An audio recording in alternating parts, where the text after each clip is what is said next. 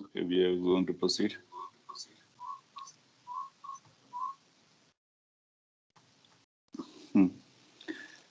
आपको स्क्रीन दिख रहा होगा और साउंड भी आना चाहिए प्रॉपरली।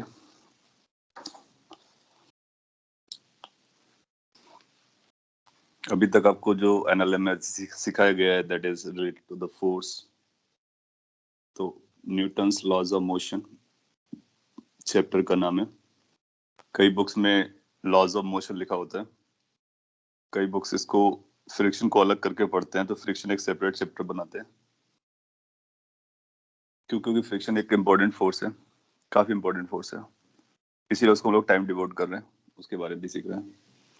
तो Newton's of laws of motion में बेसिकली अपना पर्पस होता है फोर्स को जानना और उसको मास इनटू एक्सीलरेशन के बराबर करना। सो ये वाला पोर्शन तो आप पहले से जानते थे। अब फोर्स को हम समझ रहे हैं, कौन कौन से फोर्स एक्ट कर रहे होते हैं, उनके कंपोनेंट करना, डिफरेंट डिफरेंट डायरेक्शन में लगाना। कुछ इंपॉर्टेंट फोर्सेस आपने लर्न कर रखे हैं और लास्ट में हम लोग जो बात कर रहे थे वो फ्रिक्शन के बारे में बात कर रहे थे। फ्रिक्शन एक बहुत इंपॉर्टेंट फोर्स होता है और यह हमेशा कॉन्टेक्ट सरफेस पर एक्ट करेगा, कॉन्टेक्ट सरफेस के पैरेलल यानी अलोंग एक्ट करेगा, किसी एंगल पे नहीं रहेगा। अगला पॉइंट ये था कि इसको एक्ट करने के लिए या तो रिलेटिव मोशन होना चाहिए या फिर टेंडेंसी फॉर रिलेटिव मोशन होना चाहिए, तभी एक्ट करता है। आपने कई सारे एग्जांपल्स देखे, इंक्लाइंड प्लेन पे देखा लास्ट लेक्चर में काफी कुछ और एग्जांपल इसके बारे में हम लोग देख सकते हैं, फिर हम लोग फ्रेम ऑफ रेफरेंस के बारे में बात करेंगे। जैसे कि कोई आपको एक सिंपल से एग्जांपल देता है, जितने ज्यादा आप एग्जांपल करोगे उतना आपको उसकी फीलिंग भी स्ट्रांग आएगी। लेट्स से कि आपसे बोलता है कि आपके पास एक ब्लॉक है, हालांकि ऐसा फिगर एक बार बनाया भी था मैंने, फिर से उसको रिपीट करते हैं। एक के ऊपर कई सारे ब्लॉक्स लगेगा, वो भी सारे इक्वेशन हम लोग कर पाएंगे। लेट्स से ग्राउंड है जो कि फिक्स्ड है, इसके ऊपर एक ब्लॉक रखा हुआ,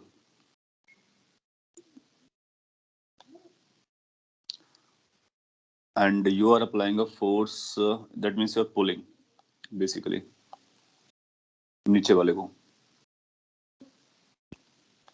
किसी फोर्स लगा करके पुल करते हो। ये M1 मास का ब्लॉक है, ये M2 मास का ब्लॉक है। ग्राउंड स्मूथ था।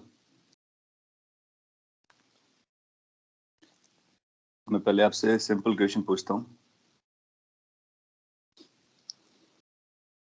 डायरेक्शन ऑफ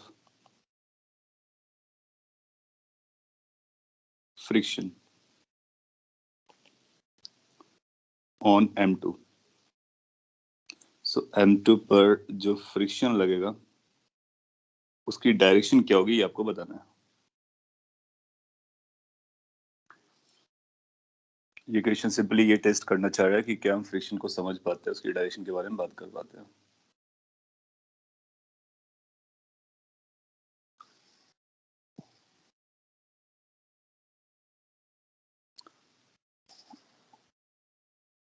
M2 पर जो फ्रिक्शन लगेगा वो M1 की वजह से लगेगा, और ये जो सरफेस है ये रफ है।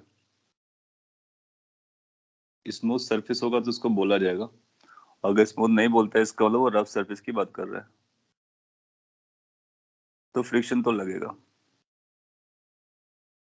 किधर लगेगा, फॉरवर्ड बैकवर्ड ऐसा कुछ ऑप्शंस होंगे हमारे पास। तो जब आप M2 का FBD बनाओगे, बेसिकली FBDs के बारे में हम लोग बात कर रहे हैं, M2 का FBD बनाओगे तो उस पर फोर्स लगेगा। आप रियल लाइफ में देखो, कोई एक ब्लॉक रखो, उसके ऊपर एक और ब्लॉक रखो, नीचे वाले को अगर मूव कराओ तो ऊपर वाला भी चलता है। जैसे आपके बुक्स के ऊपर बुक्स रखे हों और डाउन साइड वाली बुक्स को पुल करो तो अप साइड वाली बुक्स भी ट्रैवल करना स्टार्ट करती है। तो अप साइड वाली बुक्स इसलिए ट्रैवल करती है क्योंकि वो फ्रिक्शन उसको लेके जा रहा होता है। तो M1 पर तो ये फोर्स लग रहा था, आप पाओगे इस पे फ्रिक्शन बैकवर्ड आएगा, इस पे फ्रिक्शन फॉरवर्ड आएगा।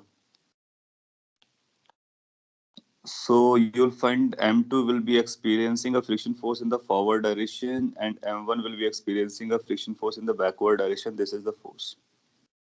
मैंने डायरेक्टली लिख दिया है, आप प्रैक्टिकल एग्जांपल से भी लिख सकते हो। जैसे बुक के ऊपर बुक रखा होता है और आप बुक सेल्फ में से नीचे वाली बुक को पुल करते हो तो ऊपर वाली बुक्स भी आगे आ जाती है। आगे क्यों आ जाती है? क्योंकि उस पर कोई ना कोई फोर्स फॉरवर्ड लगा होगा। कौन सा लगा होगा? फ्रिक्शन लगा होगा। वहां से आपको इसकी डायरेक्शन पता चल गई तो इसकी डायरेक्शन अपने आप पता चल जाएगी। और अगर डिसाइड करना होता तो हम ऐसा बोल सकते थे कि इसका कांटेक्ट पॉइंट 1 है, इसका कांटेक्ट पॉइंट 2 है। आप बोलोगे 2 पर कोई फोर्स नहीं लग रहा है हॉरिजॉन्टल डायरेक्शन में, अगर फ्रिक्शन को इग्नोर मारते हैं 1 मिनट के लिए, तो 2 की टेंडेंसी कहीं जाने की नहीं है। लेकिन 1 को F पुल कर रहा है तो 1 की टेंडेंसी फॉरवर्ड जाने की है। सिंस 1 की टेंडेंसी फॉरवर्ड जाने की है तो 1 पर फ्रिक्शन बैकवर्ड लगेगा, तो 2 पर फ्रिक्शन फॉरवर्ड लगेगा। तो this is how we decide कि फ्रिक्शन की डायरेक्शन किधर होने वाली है। So it's going to be in the forward direction. क्या ये स्टैटिक होगा या काइनेटिक होगा ये बताना एक अलग कहानी है। अगर ये दोनों साथ साथ ट्रेवल कर रहे होंगे, if both are moving together, तो स्टैटिक होगा, अदरवाइज वो काइनेटिक होगा। अगर रिलेटिवली स्लाइड कर रहे होंगे तो काइनेटिक होगा। सो काइनेटिक और स्टैटिक तो हम लोग कैलकुलेशन करके बता पाते हैं, बट एटलीस्ट फ्रिक्शन की डायरेक्शन हम बता सकते हैं। आपने लिखा won't it be backward if block M2 moves backwards due to inertia a little bit when M1 moves forward? जब M1 फॉरवर्ड मूव करता है तो M2 बैकवर्ड नहीं जाता है, M2 फॉरवर्ड जाता है। अब छोटा सा एक्सपेरिमेंट अभी कर सकते हो। आप 2 बुक्स को रखो, नीचे वाली बुक को पुल करो, आप देखोगे अपसाइड वाला बुक भी फॉरवर्ड डायरेक्शन में चलेगा। So that means forward friction has to कम।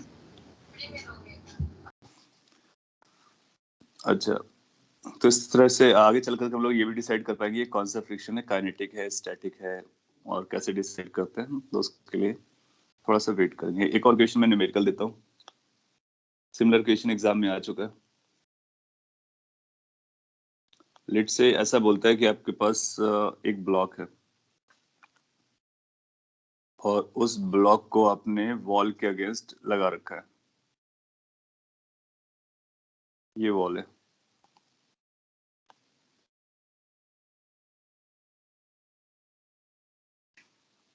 इसका फ्रिक्शन कोएफिशिएंट अपने को दिया हुआ है, लेट्स से म्यू की वैल्यू 0.2 है। इस ब्लॉक का मास भी दिया हो गया, let's say mass of the block is 4 kg। आप ये भी एक्सपेरिमेंट घर पे कर सकते हो। आप एक ब्लॉक को वॉल पे लगाओ और उसको पुश करो। अगर आप रिलीज करोगे तो आप पाओगे कि वो नीचे गिर जाएगा। ये वर्टिकल वॉल है।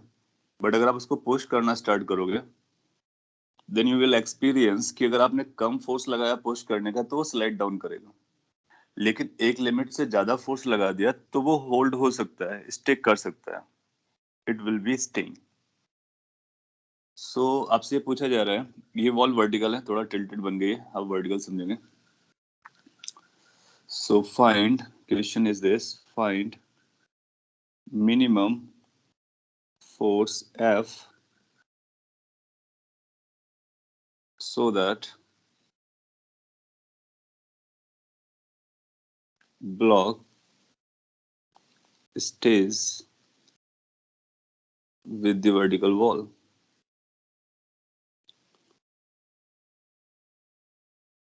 अगर आप एक लिमिट से ज्यादा फोर्स लगाओगे तब भी स्टे करेगा, एक लिमिट से कम लगाओगे तो प्रॉब्लम है, तो स्लाइड डाउन करेगा। So if we don't want it to slide down, how much minimum force you need to apply in order to hold it there? और ग्रेविटी ऑफ कोर्स नीचे की तरफ लग रही होगी। सॉल्व कीजिए, ये न्यूमेरिकल क्वेश्चन है।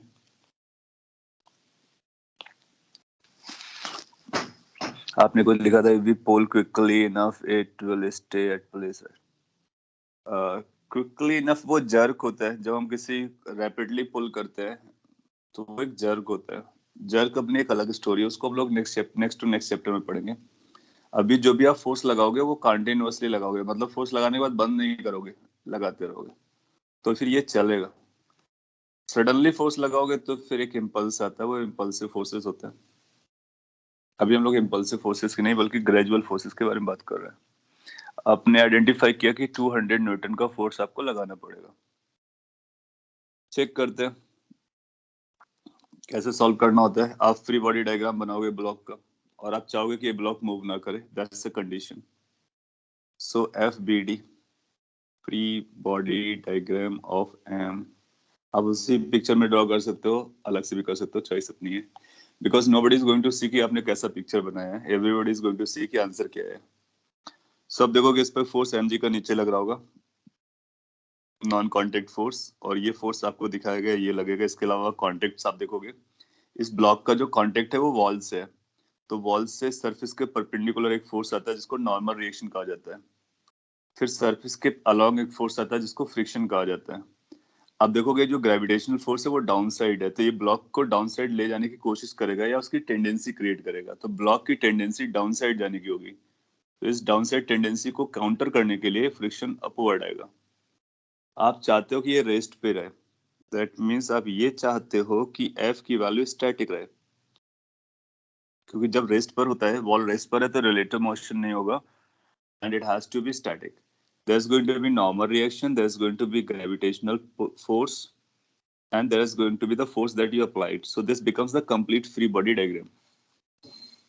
Now since you have decided कि ये रेस्ट पर है, तो रेस्ट पर x डायरेक्शन के फोर्सेस y डायरेक्शन के फोर्सेस बैलेंस हो रहे होंगे, तो जब आपको नॉर्मल रिएक्शन की जरूरत पड़ेगी तो f के बराबर आएगी।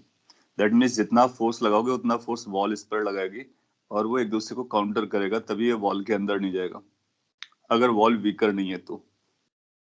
फिर वर्टिकल डायरेक्शन के फोर्सेस में देखोगे तो friction must be balancing mg। तो ये रिलेशन हो गया, ये दो इक्वेशन हमारे पास आ गया। लेकिन इससे f की वैल्यू n के इक्वल है, बट n की वैल्यू अपने को पता नहीं है, और स्टैटिक फ्रिक्शन सेल्फ एडजस्टिंग है, वो mg के बराबर है। तो अब दोनों को हमको लिंक कैसे करना है वो समझते हैं। इसने बोला है कि f की मिनिमम वैल्यू बताइए। अच्छा, हम लोग जानते हैं, सिंस हम लोग जानते हैं कि स्टैटिक फ्रिक्शन की जो वैल्यू होती है वो म्यू इनटू नॉर्मल रिएक्शन से छोटी होती है, ये हमेशा ट्रू रहता है। अब हम इसको यूज करेंगे और इसमें एफ एस की वैल्यू रखेंगे, इसमें नॉर्मल रिएक्शन की वैल्यू रखेंगे, दोनों की वैल्यू रखेंगे। एफ एस की वैल्यू एम जी के बराबर है, this must be less than mu into normal reaction, normal reaction की वैल्यू एफ के बराबर है। When you are going to simplify this, then you will find कि इससे पता चलेगा कि एफ की value greater than equal to M G by mu हो जाएगी।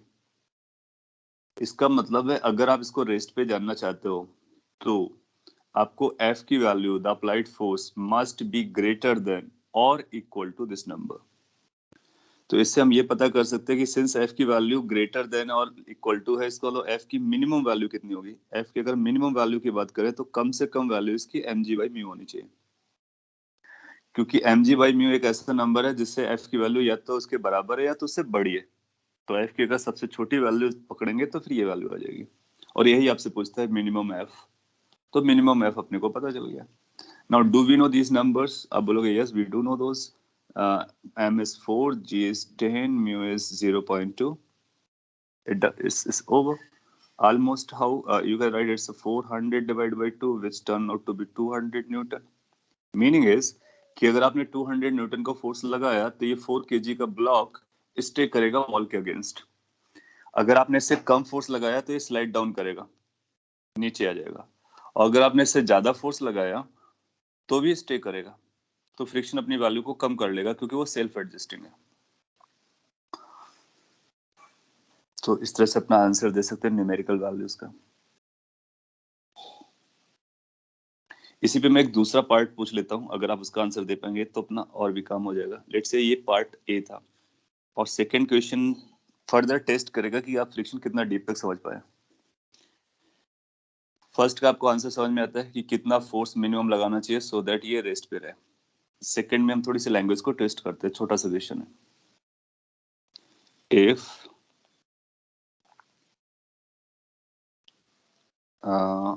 F is equal to 300 Newton. If F is equal to 300 Newton, then find frictional force on the block.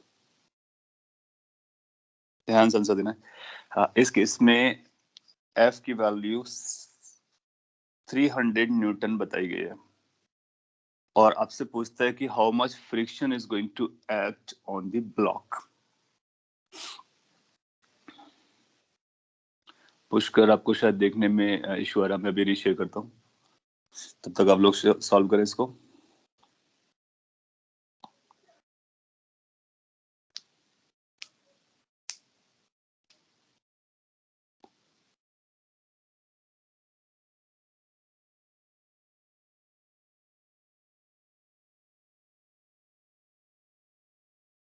Screen आपको दिख रहा होगा फिर से, और जिनको इशू था उनको भी रिजॉल्व हो गया होगा। सो सेकेंड पार्ट काफी इंटरेस्टिंग पार्ट है। एक आंसर 60 आया, एक 40 आया। हाँ, तो आपको 60 भी ऑप्शन देगा और 40 भी देगा। आपको क्या करना है, ये समझना है। पहले तो ये डिसाइड करना कि जब आप 300 न्यूटन का फोर्स लगाएंगे तो डायरेक्टली इसको नहीं यूज करना, वरना गड़बड़ हो जाएगा। आपको कैसे वर्क करना है, 300 न्यूटन का फोर्स लगाया, सिंस आप ये कर चुके हो तो आपको ये पता चला कि 200 न्यूटन कम से कम लगाना पड़ेगा। अगर 200 न्यूटन से हमने ज्यादा लगाया तो ये रेस्ट पे रहने वाला है। That means this is situation of rest. That means block is not going to move. और जब कभी ब्लॉक मूव नहीं करेगा तो ये इक्वेशन ट्रू है। दैट मीन्स उस तो एफ एस की वैल्यू, यदि फ्रिक्शन स्टैटिक होगा, स्टैटिक फ्रिक्शन की वैल्यू किसके बराबर रहेगी, mg के बराबर रहेगी। अगर ब्लॉक मूव नहीं करेगा then static friction will act and static friction will always be balancing the mg। इसका मतलब इसकी वैल्यू कितनी आ जाएगी, 4 into 10 that is 40 न्यूटन। अगर आपने फोर्स 400 न्यूटन लगाया होता है तो फ्रिक्शन कितना एक्ट करता है, तब भी 40 न्यूटन। दैट मीन्स कोई भी वैल्यू आप फोर्स की लगाओ उससे इसका कोई फर्क नहीं पड़ता। क्यों? क्योंकि ये स्टैटिक फ्रिक्शन है और जब तक ब्लॉक रेस्ट पे रहेगा तब तक ये इसको बैलेंस करता रहेगा। यस, बट हमको क्या इंश्योर करना है कि क्या ये रेस्ट पर है। एक बार आपने रेस्ट में इंश्योर कर लिया तो अपना आंसर आ जाता है। तो ऐसे केस में एग्जाम में वो क्या करेगा, 60 भी देगा, 40 भी देगा, तो अपने को पता करना है कि कौन सा आंसर आने वाला है और उसको आप लगा सकते हो, चलेगा। So this is how we can handle the questions of frictions. क्या करना होता है, draw the free body diagram, then consider the friction, then think कि क्या सिचुएशन है। अगर रेस्ट पर है, रिलेटिवली मूव नहीं कर रहा है तो स्टैटिक फ्रिक्शन आएगा। रिलेटिवली मूव कर रहा है तो काइनेटिक फ्रिक्शन का नाम देंगे। अकॉर्डिंगली उनकी इक्वेशंस बनाएंगे, अकॉर्डिंगली उसको सॉल्व करेंगे। स्टैटिक फ्रिक्शन आएगा तो आप इसको यूज कर सकते हो हमेशा के लिए, और वहां से हम मिनिमम और मैक्सिमम वैल्यू पता कर सकते हैं। इसका हर जगह यूज होता है, व्हीकल्स को ड्राइव करने में यूज होता है। आपने देखा था व्हीकल्स जब चलते तो टायर के बीच में और ग्राउंड के बीच में फ्रिक्शन लगता है। फ्रिक्शन नोटोरियस भी होता है, आई मीन लाइक वो एनर्जी को वेस्ट करता है, रबिंग इफेक्ट देता है, हीट लॉस करता है। तभी आप देखते हो कि जो टायर्स होते हैं कुछ समय बाद वो यूजलेस हो जाते हैं, उनको रिप्लेस करना पड़ता है क्योंकि फ्रिक्शन को रब करते करते उनको डैमेज कर देता है। उसके कुछ ड्रॉबैक्स हैं, लेकिन वो मूव करने में हेल्प भी करता है, ये उसका बहुत बड़ा पॉजिटिव है।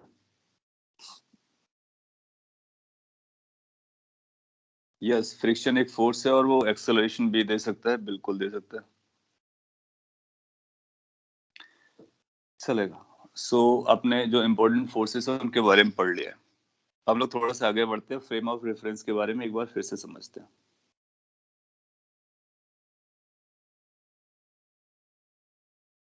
फ्रेम ऑफ रेफरेंस,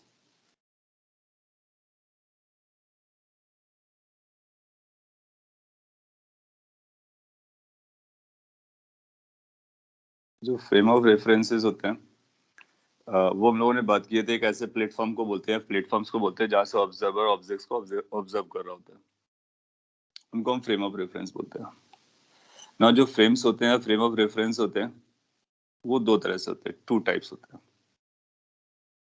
ये टाइप्स अपने को समझना बहुत जरूरी है, सारा कुछ इस बात पर डिपेंड करेगा। फर्स्ट टाइप को हम बोलते हैं inertial frame of reference.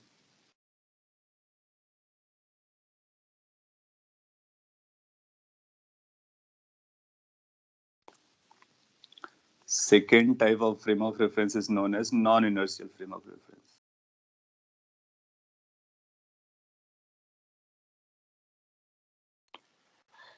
Depending upon कौन सा फ्रेम ऑफ रेफरेंस है उसके बेसिस पर हमारी सॉल्विंग टेक्निक मैटर करेगी। अगर इनर्शियल है तो फिर हमको इनर्शियल के हिसाब से सॉल्विंग करनी होगी, नॉन इनर्शियल है तो नॉन इनर्शियल के हिसाब से सॉल्विंग करनी होगी। फिजिक्स का जो फंडामेंटल लॉ है वो ये कहता है कि फिजिक्स की जितनी भी मैकेनिक्स की इक्वेशंस होती हैं वो नॉन इनर्शियल फ्रेम के लिए सेम रहती हैं। तो नॉन इनर्शियल फ्रेम में उनमें कोई चेंजेस नहीं आता है, लेकिन हमारी इक्वेशंस चेंज हो जाती हैं अगर हमारा frame of reference non inertial है।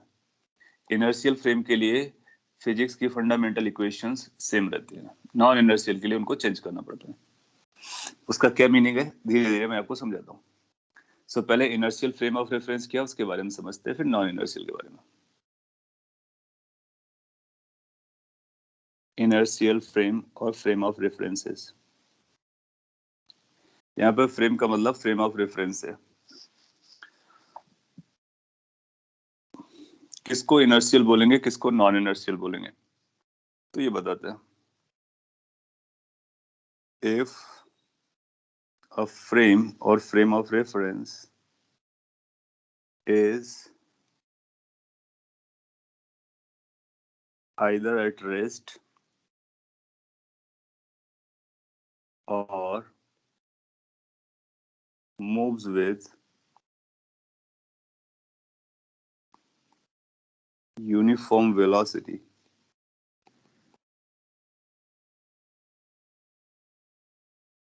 with respect to, या फिर ऐसा बोल लेते हैं, इसको एक लाइन में भी लिख सकते हैं। सो अगर वो रेस्ट पर है या फिर यूनिफॉर्म वेलोसिटी से मूव करता है, that is not accelerating.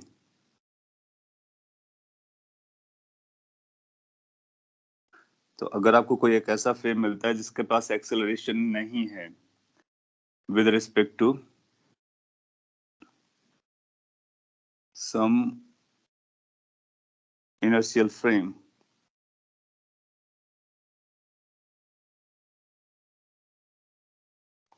then it is inertial frame. आपको थोड़ा सा स्ट्रेंज लगेगा, लगना भी चाहिए। आपको स्ट्रेंज ये लगेगा कि हम इनर्शियल फ्रेम की डेफिनेशन ले रहे हैं और उसी में हम इनर्शियल फ्रेम को यूज भी कर रहे हैं। तो उसको मैं समझा देता हूँ, क्योंकि कोई भी फ्रेम होता है या फिर किसी के बारे में हम वेलोसिटी एक्सेलरेशन के बारे में बात कर रहे होते हैं, तो हमेशा किसी ना किसी के रिस्पेक्ट में बात कर ही रहे होते हैं। तो जब हम बोलेंगे कोई चीज रेस्ट पर है या मूव कर रही है यूनिफॉर्म वेलोसिटी से, तो हम कहाँ से देख रहे हैं, ये हमारे लिए बहुत इंपॉर्टेंट है। और जहां से हम देख रहे हैं वो अगर हमारा इनर्शियल है, तो जिसको हम देख रहे हैं वो भी इनर्शियल होगा। अगर किसी इनर्शियल फ्रेम से हम किसी फ्रेम को देखते हैं, प्लेटफॉर्म को देखते हैं जो या तो रेस्ट पर है या मूव कर रहा है, दूसरे टर्म में बोले जो एक्सेलरेट नहीं हो रहा है, तो फिर जो एक्सेलरेट नहीं हो रहा है उसको भी हम इनर्शियल कहेंगे। तो इसका मतलब अगर हमको एक इनर्शियल पता होगा तो हम दूसरे इनर्शियल फ्रेम के बारे में बात कर सकते हैं। So this is how we decide. जैसे कि अगर आप लेट से कि अर्थ हमारा इनर्शियल है, लेट से, तो अगर अर्थ इनर्शियल हो तो अर्थ के रिस्पेक्ट में अगर कोई रेस्ट पर होगा तो जहां पर वो रेस्ट पर है वो इनर्शियल हो जाएगा। अगर वो यूनिफॉर्म वेलोसिटी से चल रहा है तो वो भी इनर्शियल हो जाएगा। तो उसके लिए हम लोग क्या करते हैं, अर्थ को इनर्शियल एज्यूम कर लेते हैं। तो उसके अर्थ के बारे में लिख देता हूं मैं। अर्थ इज, अर्थ का मतलब ग्राउंड, जहां पर हम लोग रहते हैं। उस प्लेटफॉर्म को हम लोग इनर्शियल मानते हैं। ग्राउंड इज कंसीडर्ड और एज्यूम्ड, ये अजम्पशन है, टू बी इनर्शियल फ्रेम। तो अगर कुछ भी नहीं बोलेगा तो हमारे लिए ग्राउंड या अर्थ जो है वो इनर्शियल फ्रेम रहेगा। फ्रेम का मतलब फ्रेम ऑफ रेफरेंस। ब्रैकेट में मैं लिख देता हूं, even though earth has acceleration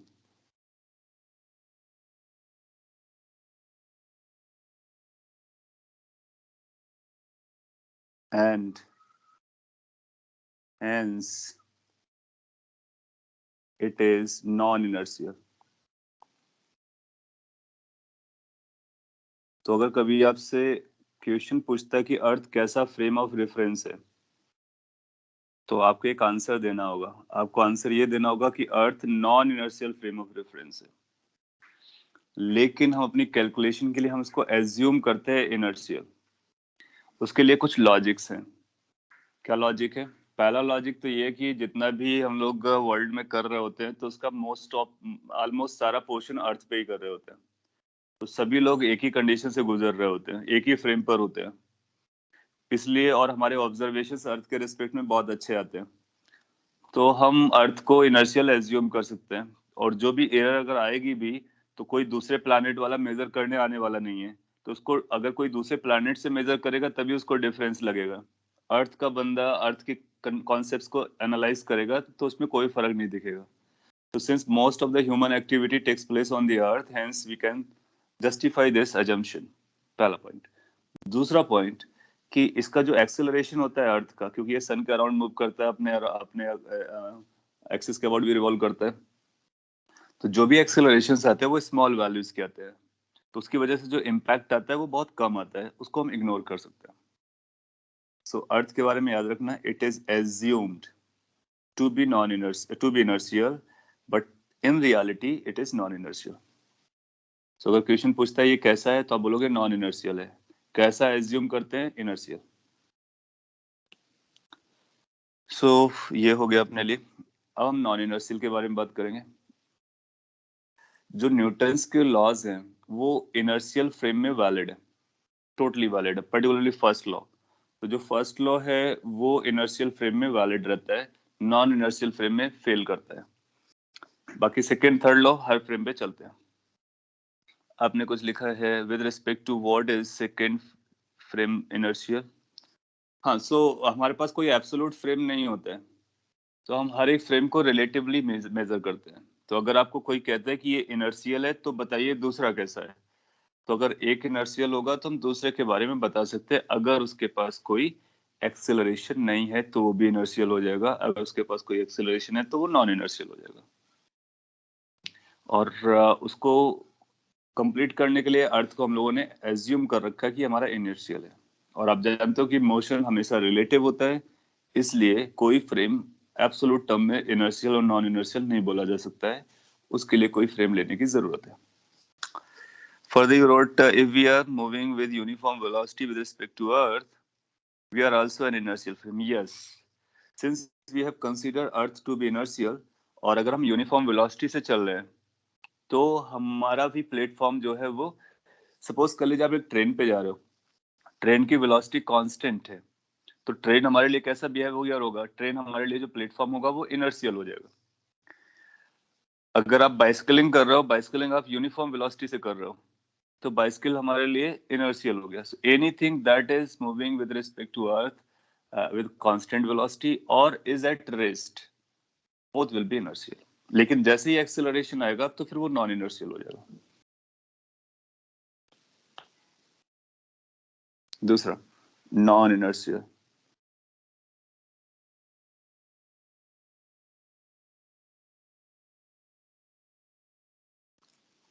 so non inertial उन फ्रेम्स को बोलेंगे जो इनर्शियल के रिस्पेक्ट में एक्सेलरेट कर रहे होंगे या किसी एक के रिस्पेक्ट में एक्सेलरेट कर रहे होंगे। सो ऐसा लिख सकते हैं, इफ अ प्लेटफॉर्म और फ्रेम और observer accelerates with respect to some inertial frame,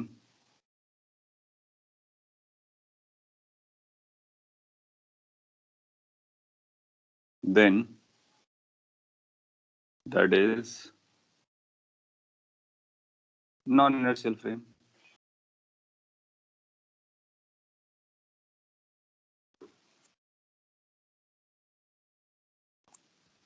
let's say आप ट्रेन पर बैठे, ट्रेन चलना स्टार्ट करता है। जब ट्रेन चलना स्टार्ट करेगा तो डेफिनेटली उसके पास एक्सेलरेशन होगा, क्योंकि हम जानते हैं जब एक्सेलरेशन आता है तभी वेलोसिटी आती है, तभी उसका डिस्प्लेसमेंट होता है। तो अगर ट्रेन जब चलना स्टार्ट करेगा तो एक्सेलरेटिंग फ्रेम हो जाएगा, नॉन इनर्शियल हो जाएगा। फिर जब कांस्टेंट वेलोसिटी से ट्रेन चलना स्टार्ट कर देगा तो इनर्शियल हो जाएगा। फिर ब्रेक्स लगाओगे तो फिर रिटार्ड होने स्टार्ट करेगा तो नॉन इनर्शियल हो जाएगा। So train can be inertial sometimes, non inertial sometimes. Similarly जब आप लिफ्ट पे बैठे होते हो, लिफ्ट ऊपर जा रहा होता है तो रेस से चलता है तो एक्सेलरेट करता है। जब स्टॉप करने वाला होता है तो डी एक्सेलरेट करता है, मतलब उसके पास एक्सेलरेशन या डी एक्सेलरेशन होता है। इसका मतलब वो नॉन इनर्शियल की तरह काम करेगा। So whenever you find any platform or any observer which is accelerating with respect to ground or earth or inertial frame, then you will say that is non-inertial. ना इतना सब लोग डिटेल में क्यों जा रहे हैं, उसके पीछे रीजन है, क्योंकि नॉन इनर्शियल में न्यूटन्स को करेक्ट करने की जरूरत है। तो उनका करेक्शन कैसे करना है वो समझना है अपने को। और इनर्शियल में अपने को कोई करेक्शन नहीं करना है, तो इनर्शियल में जितना भी हम लोग सीखते आए वो परफेक्ट है, वो सारे इक्वेशन हम लोग सॉल्व कर लेते हैं, जमता है। आपने देखा होगा जब आप लिफ्ट पे बैठे होते हो, लिफ्ट ऊपर जा रहा होता है, तो आप वेटलेस महसूस आप थोड़ा हैवी महसूस करते हो, और जब लिफ्ट नीचे आ रहा होता है तो आप थोड़ा सा लाइटर महसूस करते हो। तो आपको जो फीलिंग्स आती हैं वो बेसिकली रियल होती है, और वो फ्रेम ऑफ रेफरेंस की वजह से होती है। अगर आप एक एक्सपेरिमेंट करो, आप एक वेइंग मशीन को रखो लिफ्ट पर और उसके ऊपर आप खड़े हो जाओ, लिफ्ट जब ऊपर जा रहा होगा तो वो आपको एक अलग रीडिंग देगा, जब लिफ्ट नीचे आ रहा होगा तो एक डिफरेंट रीडिंग देगा, मतलब आपके वेट को अलग अलग बताएगा। जबकि वेट की तो वैल्यू वही होनी चाहिए। इसका मतलब है जो न्यूटन्स के लॉज हैं उनमें अपने को थोड़ा सा और डीप पे देखने की जरूरत है और कुछ करेक्शन करने की जरूरत है। आपने फर्दर लिखा हुआ है कुछ, what if both the frames reference frames accelerate with the same accelerate.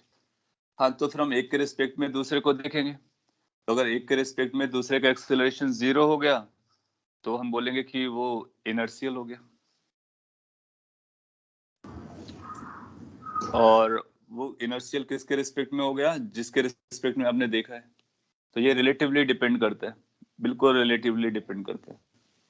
यहाँ पर हम इनर्शियल का फ्रेम ले रहे हैं तो इनर्शियल से हम एक्सेलरेशन को देख लेंगे, एक्सेलरेशन से एक्सेलरेशन को भी देखा जा सकता है, बिल्कुल देखा जा सकता है। आपने लिखा है what if frame acceleration with respect to other non inertial frame. Yes, अगर दूसरा नॉन इनर्शियल होगा तब भी आप यही काम करोगे। इसको हम लोग ऐसे ही छोड़ सकते थे, if a platform accelerates then it is known as non inertial. तो जो एक्सेलरेशन हो रहा है दूसरे के रिस्पेक्ट में, तो वो दूसरे के रिस्पेक्ट में अपने को कैसा नजर आएगा, नॉन इनर्शियल नजर आएगा।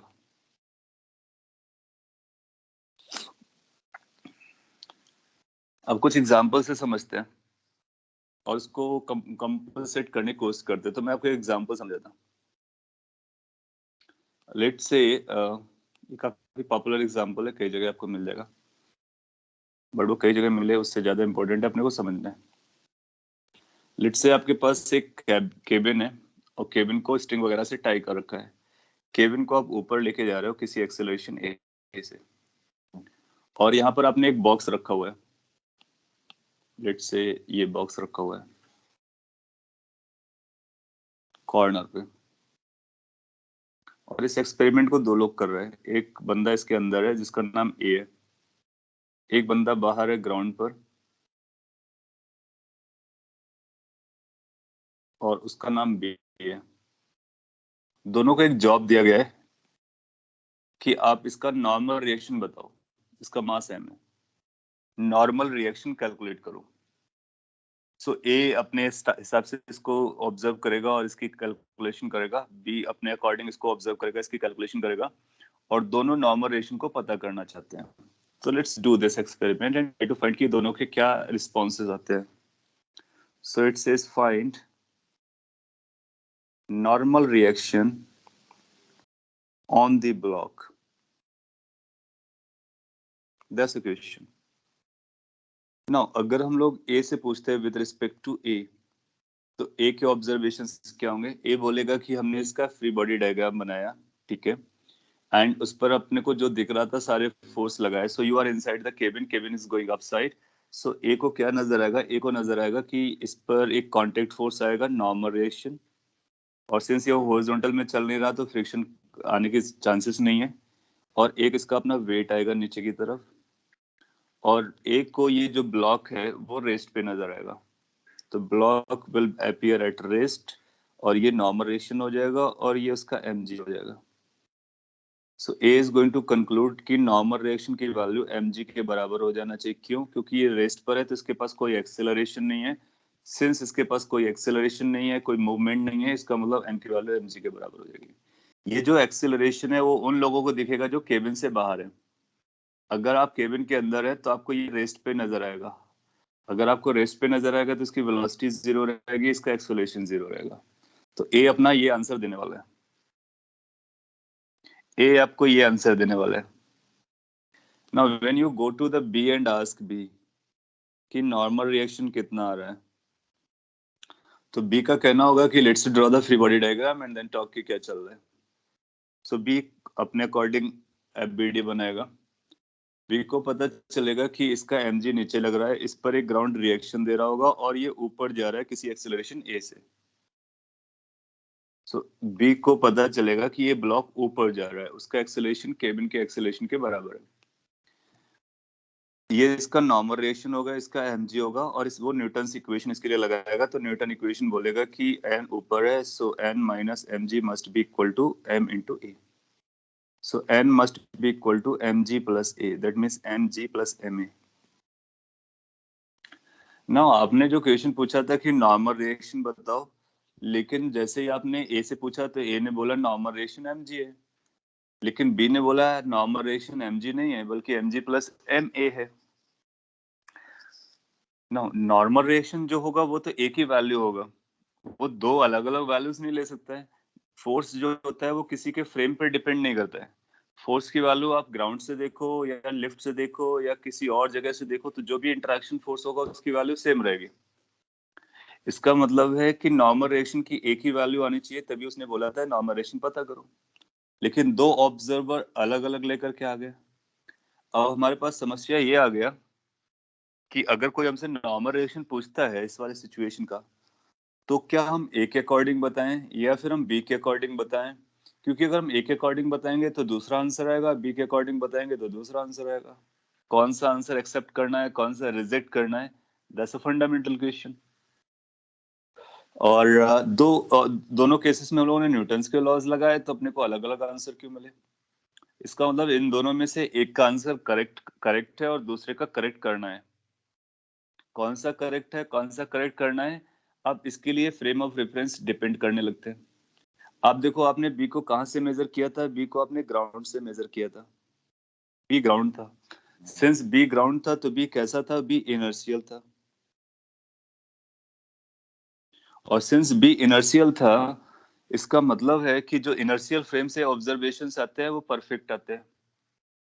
इसका मतलब आई मीन लाइक जो इनर्शियल फ्रेम होते हैं, क्योंकि मैंने आपको एक बात बोली थी यहाँ पर, इनर्शियल फ्रेम में फिजिक्स के लॉज हमेशा वैलिड होते हैं। मैकेनिक्स में सारे सारे फ्रेम्स पे उसके लॉज सेम रहते हैं। सो बी का जो ऑब्जर्वेशन है वो परफेक्ट है। ए के ऑब्जर्वेशन में प्रॉब्लम है। क्यों? क्योंकि ए जो एक ऐसा फ्रेम था जो एक्सेलरेट हो रहा था, इसका मतलब है ए नॉन इनर्शियल था। सो नाउ ऑनवर्ड्स जब कभी नॉन इनर्शियल फ्रेम से हम सॉल्विंग करेंगे, नॉन इनर्शियल फ्रेम से सॉल्विंग करेंगे, तो अपने को करेक्शन करने की जरूरत है। क्यों? क्योंकि अगर हमने नॉन इनर्शियल फ्रेम से सॉल्विंग कर दिया तो उसका आंसर हमारे इनर्शियल फ्रेम के आंसर से अलग आ सकता है, तो उसको करेक्ट करने की जरूरत है। और एक बार हम उसको करेक्ट कर लेंगे तो फिर आप चाहे ए से सॉल्व करो चाहे बी से सॉल्व करो, अपना आंसर वही आएगा। उससे हमको लिबर्टी मिलेगी, हम कई तरह से इक्वेशन को सॉल्व कर सकते हैं। So this is correct. क्यों? क्योंकि इनर्शियल फ्रेम से था। This has to be corrected, ये इनकरेक्ट है, इसको करेक्ट करने की जरूरत है।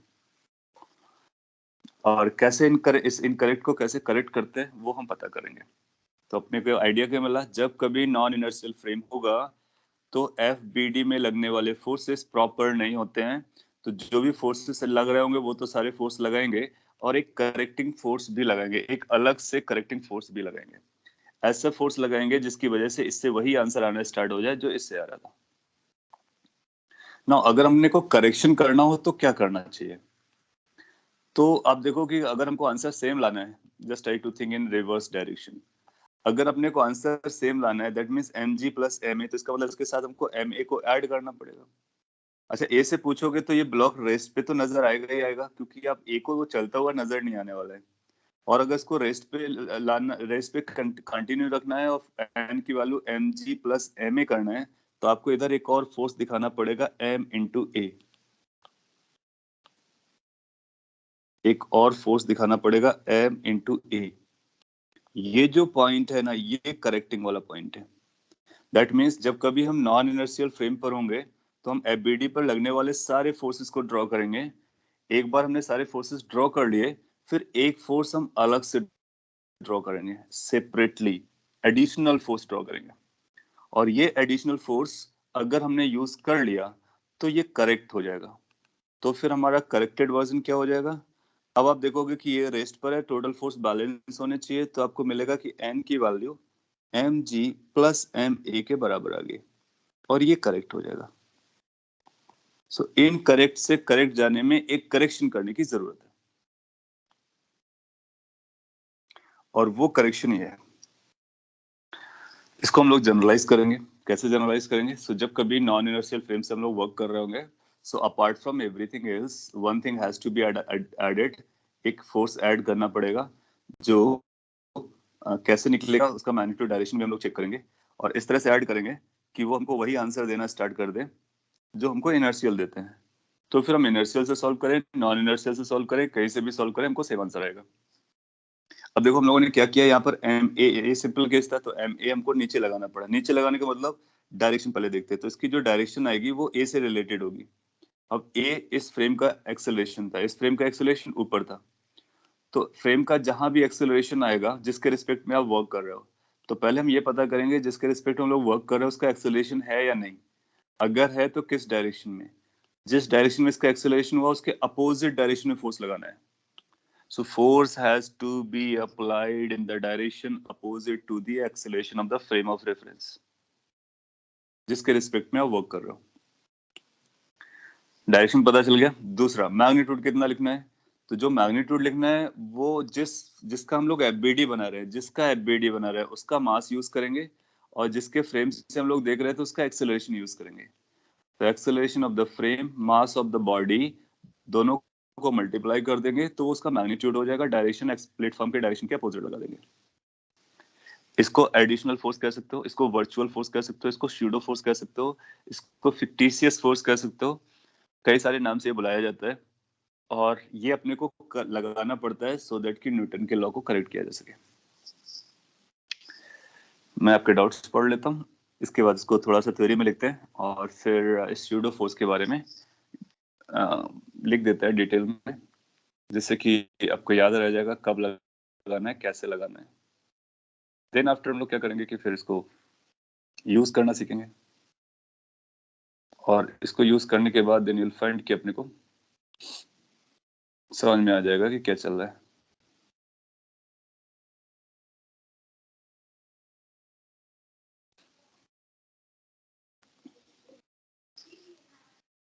आपने कुछ लिखा है, एक बार मैं पढ़ता हूँ।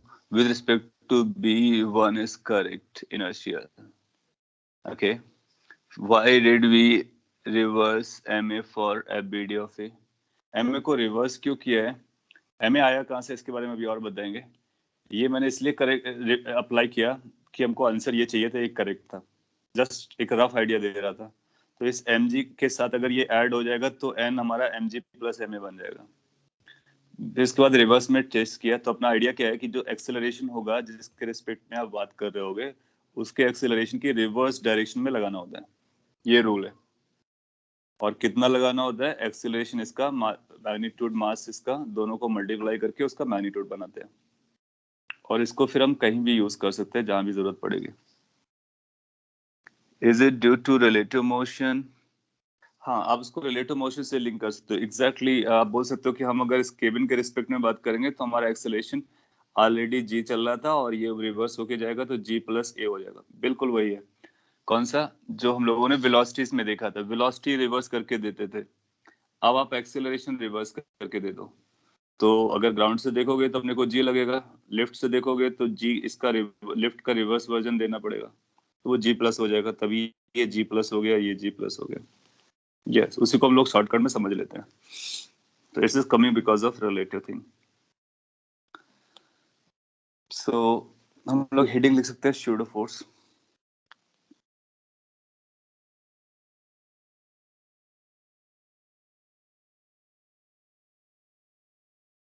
और फिक्टिशियस फोर्स, और वर्चुअल फोर्स, और इमेजिनरी फोर्स, कई सारे इसके नाम होते हैं। सो स्यूडो फोर्स कब एक्ट करता है, कितना एक्ट करता है, वो अपने को समझते हैं। सो मैं कुछ लाइंस लिख देता हूँ, कुछ पॉइंट्स हमारे लिए इंपॉर्टेंट है, जैसे कि Newton's first law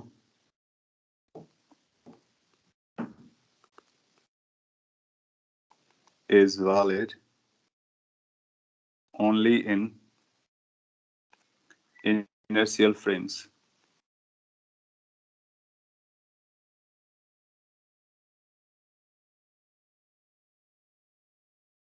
In non-inertial frame,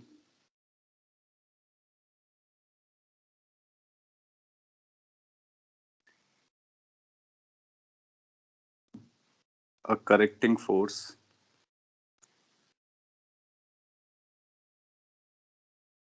is needed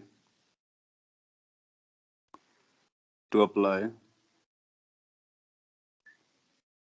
Newton's laws of motion.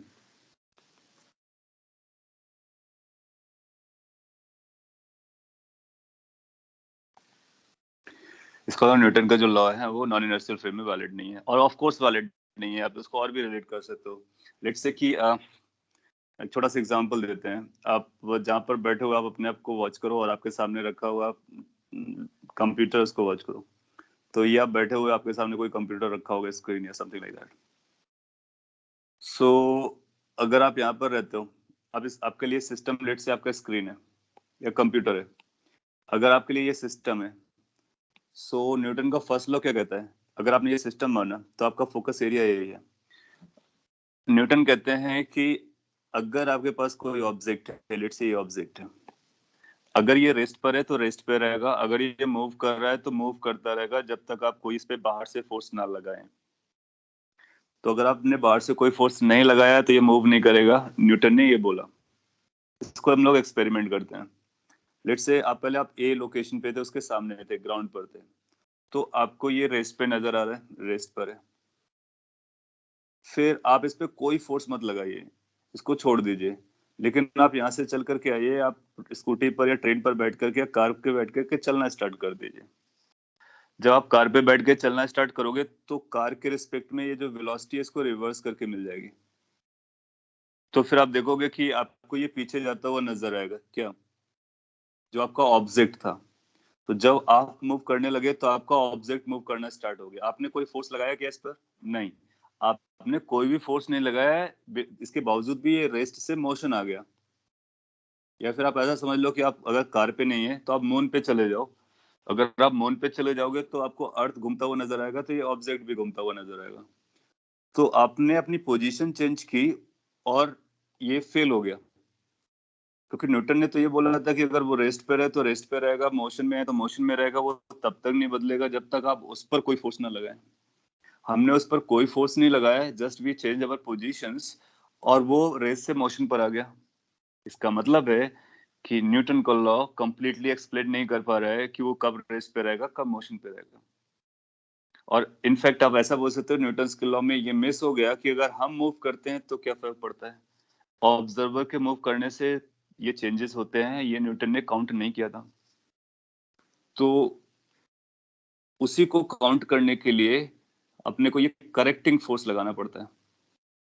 तो ये जो करेक्टिंग फोर्स है ये उस लूप होल को फिल करता है जिसमें फ्रेम ऑफ रेफरेंस का मिसिंग था न्यूटन के लॉ में। और एक बार आपने ये करेक्टिंग फोर्स लगा दिया, फिर आप न्यूटन लॉ लगा सकते हो द वे दे आर, और अपने को आंसर्स मिलेंगे। नाउ ये करेक्टिंग फोर्स होता है, इसी को स्यूडो फोर्स कहते हैं। This correcting force is called pseudo force और फिक्टिशियस फोर्स और वर्चुअल फोर्स और इमेजिनरी फोर्स और कई सारे नाम आ जाते हैं। पॉपुलरली हम लोग स्यूडो फोर्स यूज करते हैं। तो आपको एक करेक्टिंग फोर्स लगाना है, इसका मतलब आपको एक वर्चुअल फोर्स लगाना है जो कि नाइदर कांटेक्ट से दिख रहा है नॉर नॉन कांटेक्ट से दिख रहा है, हमारे जो प्रैक्टिकल फोर्सेस है उससे नहीं दिख रहा है, फिर भी हमने को लगाना है। तो जब हम लोग एफबीडी बनाया करते थे, आपको याद है कि हम लोग कांटेक्ट सर्च करते थे और ग्रेविटी लगाते थे। अब अपने को ये सब लगाने के बावजूद भी एक एक्स्ट्रा फोर्स लगाना पड़ेगा, और वही एक्स्ट्रा फोर्स जो है वो करेक्टिंग फोर्स है, फिक्टिशियस फोर्स है, स्यूडो फोर्स है। सिंस ये फोर्स लगाना है तो इसका डायरेक्शन और मैग्नीट्यूड लगेगा। तो उसके बारे में लिख देते हैं। Pseudo force acts in the direction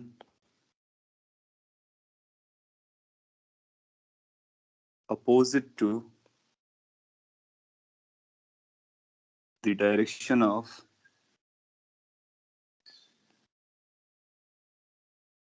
acceleration of non inertial frame. तो जिस फ्रेम से आप वर्क करना चाह रहे हो जो कि नॉन इनर्शियल है, तो सिंस वो नॉन इनर्शियल है इसका मतलब उसके पास एक्सेलरेशन होगा तो उसकी एक डायरेक्शन होगी, उस डायरेक्शन के अपोजिट डायरेक्शन में बॉडी पर लगाएंगे। कौन सी बॉडी पर? जिसको हम ट्रीट कर रहे होंगे। तो ये फ्रेम अलग हो सकता है, बॉडी अलग हो सकती है। बॉडी का एफबीडी बनता है, बॉडी पर फोर्स लगाना होता है और उसके लिए एक्सेलरेशन फ्रेम का चूज करना होता है, उसकी डायरेक्शन के अपोजिट लगाना होता है।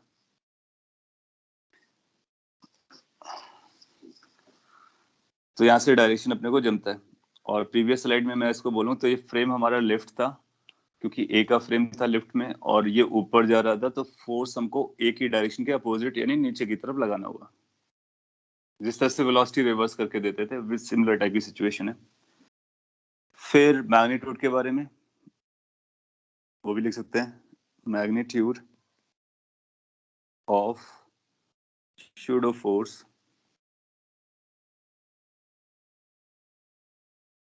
इज प्रोडक्ट ऑफ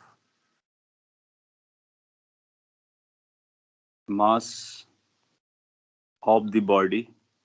जो बॉडी जिसके बारे में हम लोग बात कर रहे हैं उसका मास यूज करते हैं, mass of the body and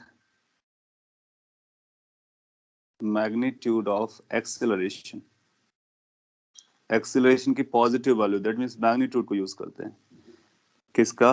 frame of reference. So pseudo force का जो मैग्नीट्यूड होता है वो प्रोडक्ट होता है मास ऑफ द बॉडी और magnitude of acceleration of frame. जो नॉन इनर्शियल फ्रेम की बात चल रही थी, दोनों के मास, दोनों को प्रोडक्ट कर देंगे, तो मास ऑफ द ब्लॉक और acceleration of this frame. Suppose कर लीजिए हमारे पास दो ब्लॉक्स रहे होते हैं, तो पहले वाले ब्लॉक पे कितना स्यूडो फोर्स लगेगा? m1a। दूसरे पर कितना लगेगा? m2a। तो मास ऑफ द बॉडी का लगेगा और एक्सेलरेशन फ्रेम का रहेगा, डायरेक्शन अपोजिट रहेगी। ये आपको एडिशनली लगाना होगा। एक बार आपने ये लगा दिया, फिर अगर आपको रेस्ट पे नजर आ रहा है तो आप रेस्ट पे यूज करोगे और F इक्वल टू ma लगाओगे, जो भी करना है वो आप करोगे, उसके हिसाब से उसको सॉल्व कर डालोगे। फिर जो आंसर आएगा वो परफेक्टली करेक्ट आएगा। फिर वो इस बात पे डिपेंड नहीं करेगा कि आपने नॉन इनर्शियल से निकाला है तो आपका गलत है, नहीं, फिर आपका आंसर करेक्ट हो जाएगा। फिर आप नॉन इनर्शियल से निकालो तब भी वही आंसर आएगा, ग्राउंड से निकालो तब भी वही आंसर आएगा। सो बेसिकली नॉन इनर्शियल में ये जो हम लोग जा रहे हैं, शूडो लगा रहे हैं, वो अपनी चॉइस है। वो इसलिए चॉइस है क्योंकि अगर हम इसके अंदर से वर्क करना चाहते हैं तो लगाएंगे, अगर हम ग्राउंड से वर्क करना चाहते हैं तो हमको शूडो लगाने की कभी जरूरत नहीं है। बट कई बार क्या होता है कि ग्राउंड से देखने में चीजें कॉम्प्लिकेटेड लगती हैं और किसी नॉन इनर्शियल पे देखने पे काफी आसान होती है। सो कैलकुलेशन को इजी बनाने के लिए फिर हम ये करेक्शन कर लेते हैं। अभी हम लोग एग्जांपल पिक करेंगे तो वहां से आपको समझ में आएगा। इन पॉइंट्स को नोट डाउन कर लीजिए और किसी पॉइंट को री एक्सप्लेन करना हो तो आप बता सकते हो। Then we will take some examples. आपने लिखा है sir pseudo forces related to the forces that pilots feel when they climb or fall from a given altitude rapidly, like when they say they experience. Okay, yes, तो वो pseudo force की वजह से होता है। अगर आप सपोज के लिए somebody is jumping from a height, so वो अपने को वेटलेस महसूस करता है, तो उसमें जो आपकी फीलिंग आ रही है इसका मतलब उसमें केवल mg के साथ आई मीन लाइक उसमें mg फोर्स लग रहा होता है। और अगर आप लिफ्ट में जा रहे होते हैं तो लिफ्ट में आपको हैवीनेस और लाइटनेस फील होता है। फिर किसी फ्रेम के रिस्पेक्ट में आप ऑब्जर्व कर रहे होते हो ऑब्जेक्ट्स को, वहां पर शूडो फोर्स लगता है। तो नटसेल में कुछ ये बोल रहा हूँ कि नॉन इनर्शियल फ्रेम के रिस्पेक्ट में अगर किसी ऑब्जेक्ट को आप देखोगे तो अपने को एक फोर्स एक्स्ट्रा लगाना पड़ता है जिसको शूडो कहते हैं। इसका एक्सपीरियंस हम लोग कई जगह कर लेते हैं।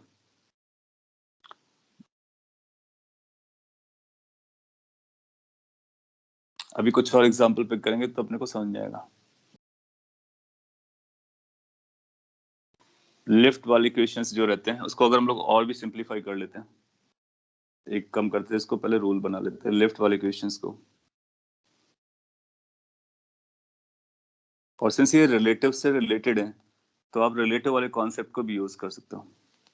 सपोज करो कि अगर ये कोई आपके लिए केबिन है या लिफ्ट है, ये ऊपर जा रहा है, और अगर ये ऊपर ए एक्सेलरेशन से जा रहे हैं और आप इसी के रिस्पेक्ट में काम करना चाहते हो, कि चॉइस है कि हम इसी के रिस्पेक्ट में काम करना चाहें, तो कोई भी ऑब्जेक्ट होगी, चाहे यहाँ पर बॉल हैंग कर रहा हो या ब्लॉक हैंग कर रहा हो या ब्लॉक रखा हो, या फिर आप यहाँ पर बॉल को ऊपर थ्रो कर रहे हो, प्रोजेक्टाइल बना रहे हो, whatever you are doing inside, so उस पर आपने को क्या करना होगा, अपार्ट फ्रॉम ग्रेविटी एक और फोर्स लगाना पड़ेगा। तो हम लोग क्या करते हैं, स्यूडो को ग्रेविटी के साथ मर्ज कर देते हैं, और जब भी हम स्यूडो को ग्रेविटी के साथ मर्ज कर देते हैं तो हमारे लिए कैलकुलेशन काफी आसान हो जाती है। तो उसको हम जी इफेक्टिव नाम दे देते हैं, जी इफेक्टिव। इसका मतलब जी इफेक्टिव में ग्रेविटी तो है ही है, साथ में स्यूडो को भी काउंट कर लिया गया, स्यूडो को भी काउंट कर लिया गया। तो अगर आपका लिफ्ट ऊपर जा रहा है तो आप देखोगे कि इसके पास जी तो ऑलरेडी नीचे रहा होगा। मैं लिखता हूं यहाँ पर वरना आपको याद नहीं रहेगा। If lift accelerates upwards then with respect to lift, तो आप अगर विद रिस्पेक्ट टू लिफ्ट आएंगे, सो टोटल एक्सेलरेशन क्या होगा, एक एक्सेलरेशन ग्रेविटी तो नीचे लगता ही लगता है एज यूजुअल, और सिंस लिफ्ट हमारा ऊपर जा रहा था और हम विद रिस्पेक्ट टू लिफ्ट हैं, जैसे कि रिवर जा रहा था तो विद रिस्पेक्ट टू रिवर जाते थे, तो अपने को उसका रिवर्स करके डायरेक्शन देना होता है, तो उसको रिवर्स करके डायरेक्शन दे देंगे। सो हमारे पास बेसिकली ए भी नीचे आ जाएगा। सो यू विल रियलाइज कि हमारे पास अगर इन दोनों को कंबाइन करके जी बोला जाए तो उसको हम जी इफेक्टिव कह सकते हैं। तो जी इफेक्टिव की वैल्यू आ जाएगी जी प्लस ए। तो जब कभी लिफ्ट ऊपर जा रहा हो तो आप उसको जैसे ग्राउंड से सॉल्व करते हो एग्जैक्टली वैसे ही सॉल्व करो, make no changes except one change, कि जहां पर जी आ रहा होगा उसको आप जी इफेक्टिव से रिप्लेस कर दो। Wherever you are getting G, just replace it by G effective, ये अपने को आंसर डायरेक्टली दे देगा। सो एक तो ये पॉइंट हम लोग हैंडल कर सकते हैं। दूसरा, अगर लिफ्ट आपका डाउनवर्ड एक्सेलरेट कर रहा है, if lift accelerates downwards, then with respect to lift, तो अगर हम with respect to lift work करेंगे देन रियलाइज कि जी तो नीचे एक्ट करेगा और हमारा एक्सेलरेशन उसका डाउन साइड था, रिवर्स करके देंगे तो ऊपर चला जाएगा। सो ये होगा जी और ये होगा ए। इसका इफेक्टिव वर्जन कितना होगा, इसका इक्विवेलेंट वर्जन हम लोग यहाँ पे ड्रॉ कर सकते हैं। सो अगर ये दो वेक्टर्स हैं तो दो वेक्टर का equivalent will be g effective, and that g effective, since I'm drawing downwards, so it must be g minus a, क्योंकि डाउनवर्ड पॉजिटिव ले रहे हैं और ए ऊपर अपोजिट हो गया, सो अपोजिट हो गया तो नेगेटिव हो जाएगा, क्योंकि हमने फाइनल रिजल्ट डाउनवर्ड लिखा है। सो दिस माइनस दिस हो जाएगा। और लिफ्ट आपको कैसा दिखेगा, लिफ्ट कुछ ऐसा दिखेगा कि ये लिफ्ट था and you were inside, you were with, आपको ऑब्जर्वर्स के रिस्पेक्ट में था, and the lift was moving anywhere but it's accelerate down side. So motion से नहीं, एक्सेलरेशन से देखना होता है। सो इस केस के लिए जो जी इफेक्टिव बना था, हालांकि मैंने ड्रॉ नहीं किया, यहाँ पे ड्रॉ कर सकते हैं, तो इसका जो जी इफेक्टिव हो जाएगा वो इधर आ जाएगा, कितना हो जाएगा, जी प्लस ए। सो अप साइड के लिए आप जी एक्सेलरेशन को रिवर्स करोगे, डाउन साइड के लिए भी एक्सेलरेशन को रिवर्स करोगे। इनफैक्ट किसी और डायरेक्शन में जा रहा होगा ना, तब भी आप यही रूल लगा सकते हो। सो अगर आपका एक्सेलरेशन हॉरिजॉन्टल भी हो, वर्टिकल भी हो, थ्री डायमेंशनल भी हो, तो आपको क्या करना है, सिंपली यही करना है, जी वेक्टर यूज करना, उसमें ए को रिवर्स करके ऐड कर देना, रिवर्स करके ऐड कर देना, और वहां से अपने को जी इफेक्टिव निकल करके आ जाएगा। सो नेक्स्ट केस के लिए अगर मैं जनरलाइज करके बताना चाहूँ, तो इफ केबिन, वो लिफ्ट ना होकर उसका नाम केबिन लिख सकते हैं, accelerates with acceleration a, which is let's say a1 I cap plus a2 j cap or a3 k cap or something like that. then with respect to cabin हम g effective पता कर सकते हैं। G effective is going to be equal to g vector reverse करके add करना, that means -a। So पहले a को reverse करेंगे फिर ऐड करेंगे, तो g प्लस ऑफ -a करते हैं। अब अगर आप 2D में बनाते हो पिक्चर और y को वर्टिकल डायरेक्शन में रखते हैं, जैसे ये केबिन है, और आपको ऐसा बोलेगा कि ये आपका केबिन इधर भी जा रहा था ए एक्सेलरेशन से a1 से, इधर जा रहा था a2 से। सो अगर ये आपका a1 एक्सेलरेशन है, ये a2 है, और ग्रेविटी डाउन साइड है,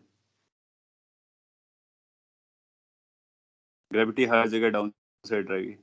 सो इस ऑब्जर्वर के हिसाब से क्या होने वाला है, तो आपको जो इफेक्टिव ग्रेविटी मिलेगी वो कुछ ऐसी मिलेगी। आप तीनों वेक्टर को ड्रॉ कर लो। जी आपका यहाँ पे लग रहा होगा, a1 को रिवर्स करना है तो a1 को रिवर्स करके इधर देंगे, a2 को रिवर्स करना है तो a2 को रिवर्स करके इधर देंगे। सो ये रिजल्ट हो जाएगा GA2A1।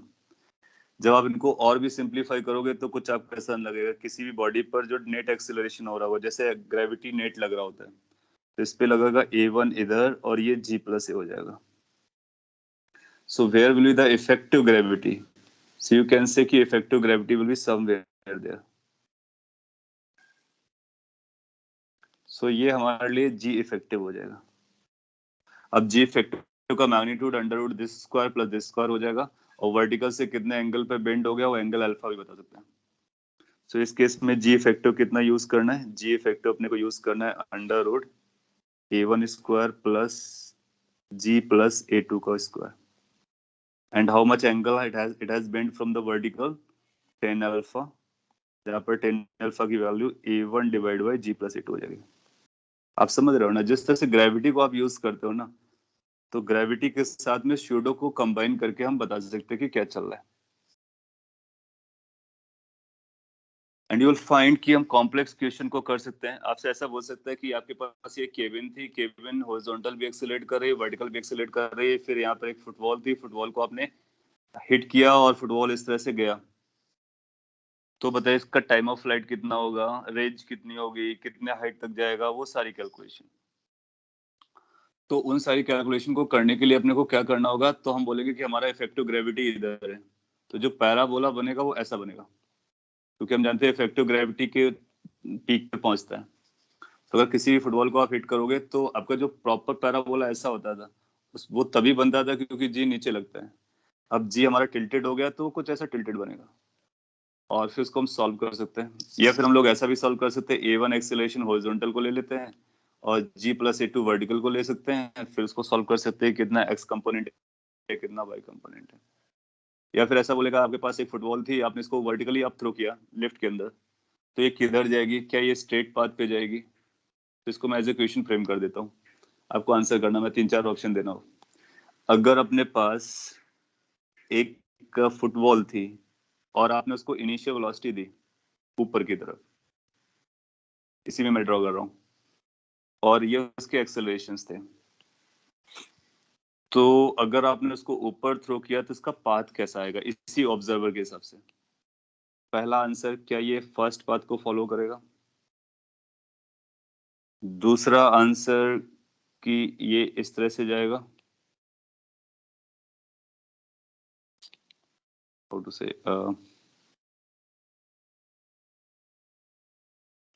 तीसरा ऑप्शन कि इस तरह से जाएगा,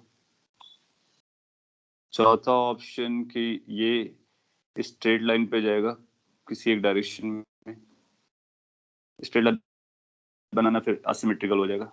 चलिए 1 2 3 ऑप्शन में आपको देता हूँ।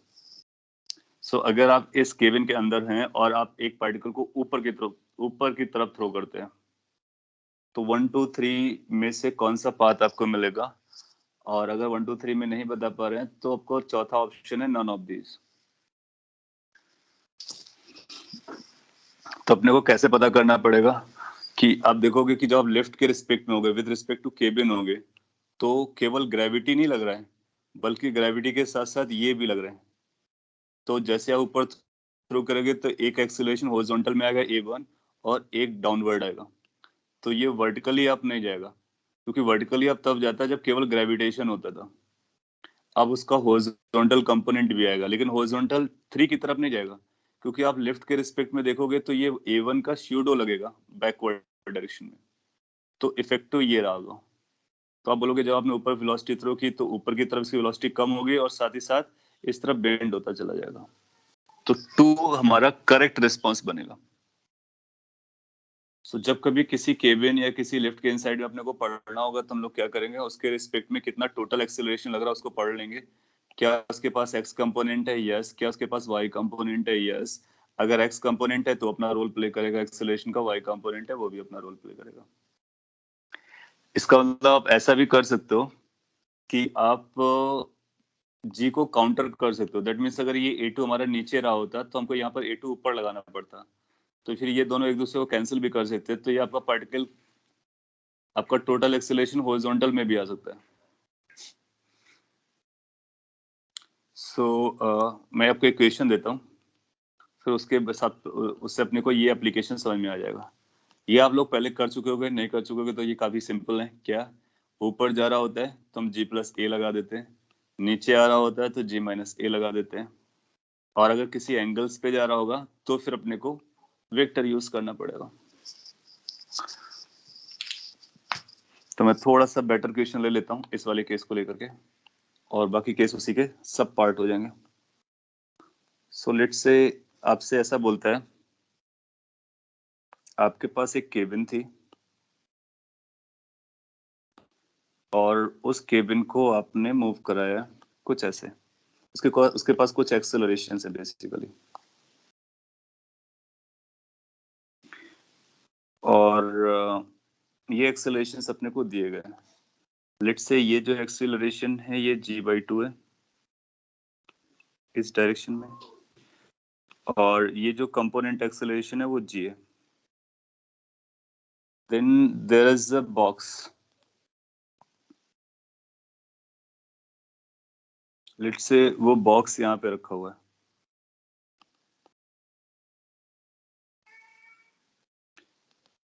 ये बॉक्स का मास m है,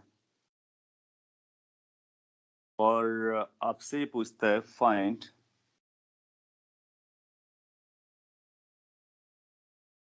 N1 and N2, these are the normal reactions। N1 कहाँ पर है, N2 कहाँ पर है, वो मैं यहाँ पे बना देता हूँ। तो ग्राउंड इसको जो पुश कर रहा है उसका नाम N1 है, और ये जो वॉल इसको पुश करेगा उसका नाम N2 है।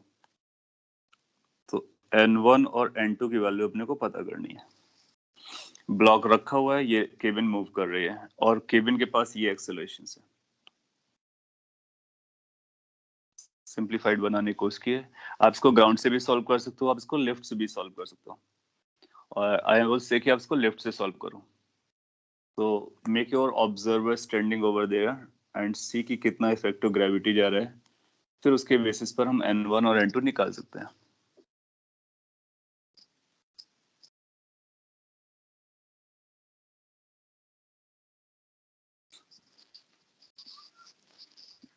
आप इस क्वेश्चन को करोगे तो उसमें वो जो cancellation of gravitation of earth था वो आपको समझ में आ जाएगा। वही एग्जांपल पिक किया है मैंने।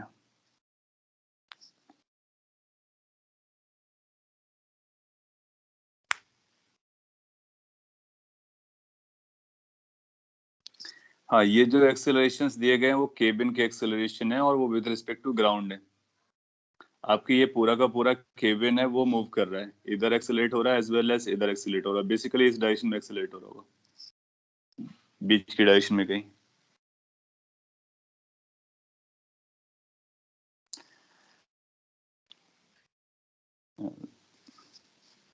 आई don't know whether things are fine, आपको सुनाई दे रहा होगा।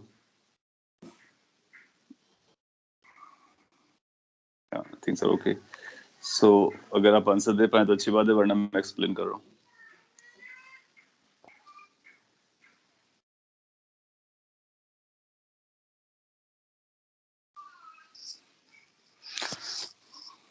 चलेगा, बेसिक से सोचिए, थोड़ा सा टफ है लेकिन समझा जा सकता है। जो लास्ट में मैंने आपको एक्सप्लेन किया उसको यूज करते हुए देखो क्या है, मैं बताता हूँ।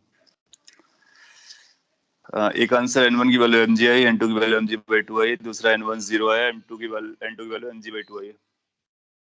गुड। सो अपने को ये देखना है कि विद रिस्पेक्ट टू केबिन क्या चल रहा है। तो विद रिस्पेक्ट टू केबिन, जैसे ही आपने लिखा विद रिस्पेक्ट टू केबिन, आपको रियलाइज हो जाएगा कि ये नॉन इनर्शियल फ्रेम है। तो नॉन इनर्शियल फ्रेम में अगर कोई फोर्सेस देखने हैं हमने को, तो अगर हम ग्रेविटी के साथ मर्ज करना चाहें तो ग्रेविटी तो हमारा एक्ट करता ही करता है, उसके साथ इसको स्यूडो को भी हम ऐड करना चाहते हैं। तो जो भी एक्सेलरेशंस थे केविन के, उनको अपने को अपोजिट डायरेक्शन में देना है, अपोजिट डायरेक्शन में देना है। तो हम अपोजिट डायरेक्शन में देंगे तो आपको पता चलेगा कि एक एक्सेलरेशन अपने को इधर देना पड़ेगा और एक एक्सेलरेशन इधर देना पड़ेगा, और यहाँ से अपने को इफेक्टिव ग्रेविटी मिल जाएगी। ये जो आएगा वो g/2 आएगा और ये जो आएगा वो g हो जाएगा। जब आप इन दोनों को सेटल डाउन करोगे या पूरे वेक्टर्स को सिंप्लीफाई करोगे तो अपने को पता चलेगा कि इफेक्टिवली एक एक्सेलरेशन इधर आ रहा है, क्योंकि ग्रेविटी हमारा नॉन कॉन्टेक्ट होता है ना, इनविजिबल टाइप का होता है, और स्यूडो भी हमारा इनविजिबल होता है। तो दोनों इनविजिबल्स को हम एक साथ लिख रहे हैं सो दैट हमारी कैलकुलेशन इजी हो जाए। तो अब हमारे पास क्या आइडिया मिल गया कि इस केस में आप पाओगे कि केवल और केवल एक ही ग्रेविटी एक्ट कर रही होगी, और वो भी इधर, और कितना, वो g/2। सो अगर इस पे टोटल फोर्स आप लगाना चाहोगे या फ्री बॉडी डायग्राम बनाना चाहोगे तो एफबीडी आप देखोगे ब्लॉक का। सो इस ब्लॉक के एफबीडी में जो mg का फोर्स लगेगा वो इस डायरेक्शन में लगेगा जो यहाँ से आपने निकाला हुआ है। और कितना g होगा उसका, g/2। तो इस पर एक फोर्स इधर लगेगा and that will be equal to g/2। So it will become mass into gravity which is g/2। 10 only non contact force, बाकी इसके बाद जो फोर्सेस है वो कॉन्टेक्ट फोर्सेस है। कॉन्टेक्ट फोर्सेस में अपने को क्या दिखाना है, n1 दिखाना है और n2 दिखाना है। देन यू विल रियलाइज कि जो n1 है वो वर्टिकली अप है और n2 जो है वर्टिकली डाउन है। अच्छा, ये कब, ये हम लोग कहाँ से देख रहे हैं, केबिन से देख रहे हैं। तो केबिन में क्या ये ब्लॉक आपको चलता हुआ नजर आ रहा है? नहीं। तो ये ब्लॉक कैसी कंडीशन पर है, रेस्ट पर है। इसका मतलब नेट फोर्स वर्टिकल डायरेक्शन में और नेट फोर्स हॉरिजॉन्टल डायरेक्शन में बराबर होने का। तो वर्टिकल डायरेक्शन में केवल n1 दिख रहा है, सो इसका मतलब वर्टिकल डायरेक्शन का फोर्स 0 होना चाहिए और हॉरिजॉन्टल डायरेक्शन का फोर्स भी 0 होना चाहिए। पहले से आपको डायरेक्ट आंसर मिल गया, सेकंड से आपको इनडायरेक्ट आंसर मिल गया। तो हम बोलेंगे कि ग्राउंड से रिएक्शन नहीं आएगी और वॉल से रिएक्शन आपको mg/2 आएगी। समझ में आ रहा है? इसका मतलब अगर इस ब्लॉक को देखने में थोड़ा सा इंटरेस्टिंग लगेगा, अगर इस सिचुएशन में अगर इस ब्लॉक को उठा करके आप यहाँ पे रखोगे, यहाँ पर लेट्स से कि इसी ब्लॉक को ये बंदा देखता और यहाँ पर रिलीज करता, तो ये किधर जाएगा? क्या आप इसके मोशन को बता पाओगे? क्या ये ब्लॉक नीचे आएगा? पहला ऑप्शन। क्या ये ब्लॉक इधर जाएगा? दूसरा ऑप्शन। क्या ये ब्लॉक इधर आएगा? तीसरा ऑप्शन। क्या ये ब्लॉक इधर जाएगा? चौथा ऑप्शन। तो अगर केबिन के अंदर उसको आप रिलीज करते हो किसी पार्टिकल को या ब्लॉक को, तो वो किस डायरेक्शन में ट्रैवल करेगा? ऑप्शन आपके लिए 1 2 3 4। सो उसके लिए आपने देखा कि उसके अंदर इफेक्टिव ग्रेविटी कितनी है और कहां पर है, वो डिसाइड करेगा। सो आप देखोगे कि अगर आपने इसको यहाँ पे रिलीज किया होता तो वो नीचे नहीं आएगा। क्यों? क्योंकि नीचे का तो ग्रेविटी 0 हो गया है, इफेक्टिव ग्रेविटी 0। और क्या वो 3 के डायरेक्शन में जाएगा? नहीं।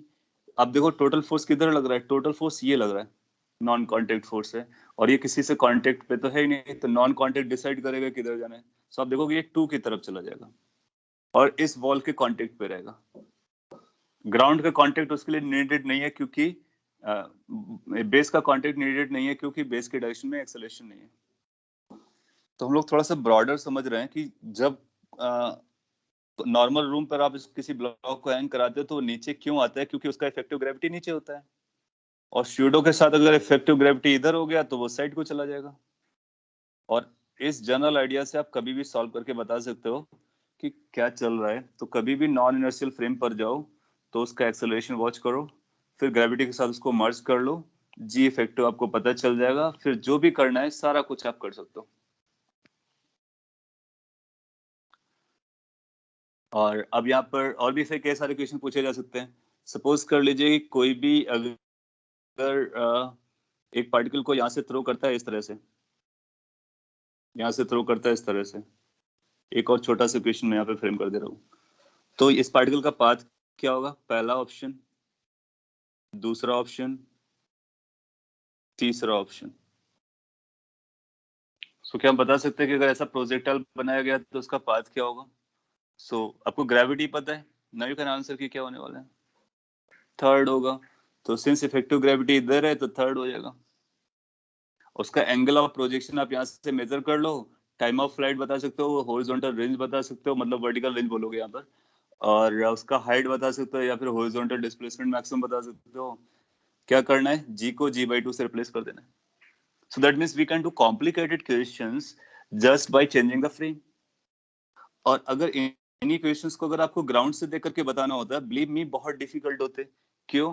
क्योंकि ये पार्टिकल तो यहाँ पे चल रहा है, फिर साथ साथ आपकी केबिन भी आगे जा रही है।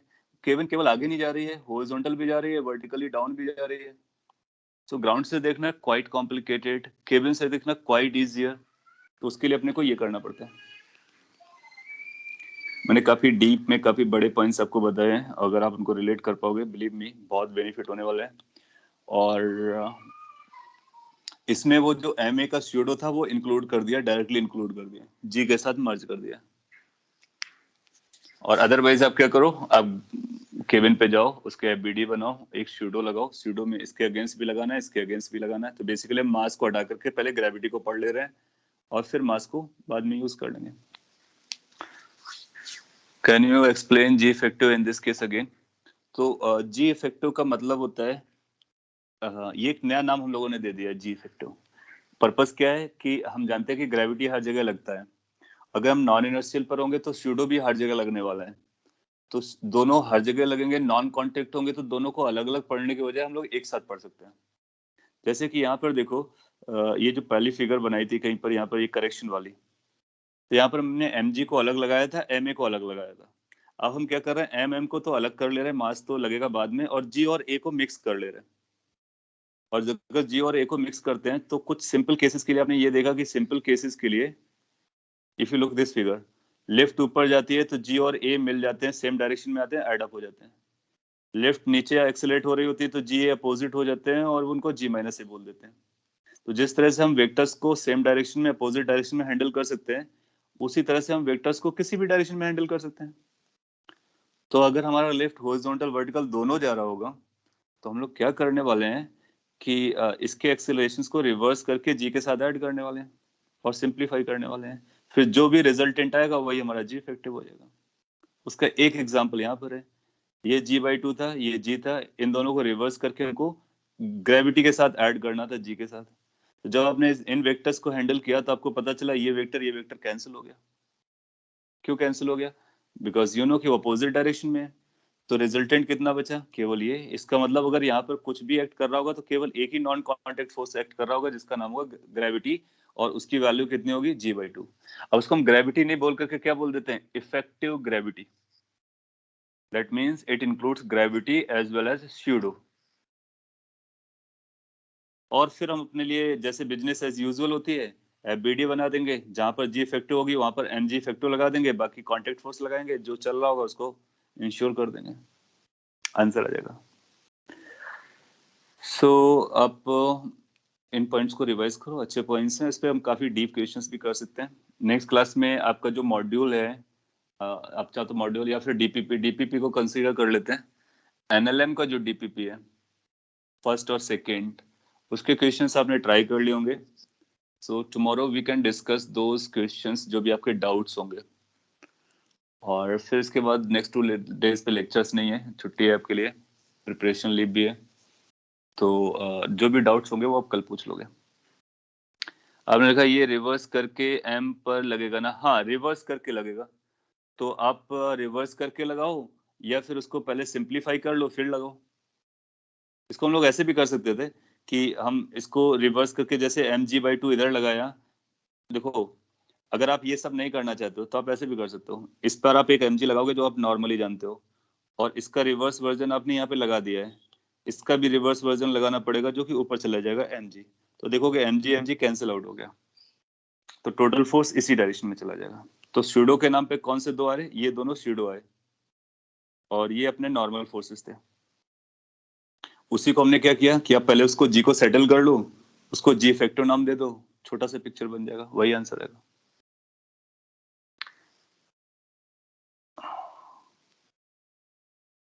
Is this part coming test? Coming test में हमारा स्यूडो फोर्स नहीं रहेगा, तो I try to not to put those questions जिसमें स्यूडो फोर्स के लगाने की जरूरत पड़ रही है।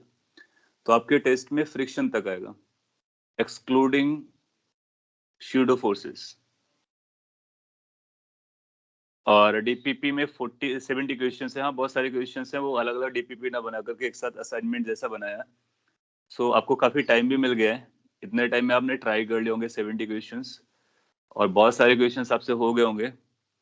आपको वही क्वेश्चन पूछना है जो डिफरेंट टाइप्स के हैं और जिनको करने में आपको ज्यादा प्रॉब्लम्स आ रही हैं।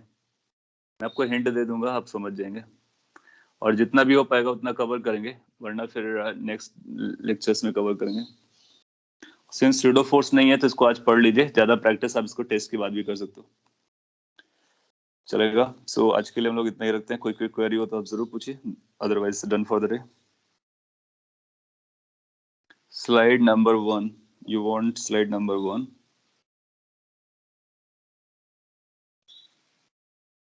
Here it is. Okay, thank you everyone then। ये भी आपको पीडीएफ में शेयर कर दे रहा हूँ।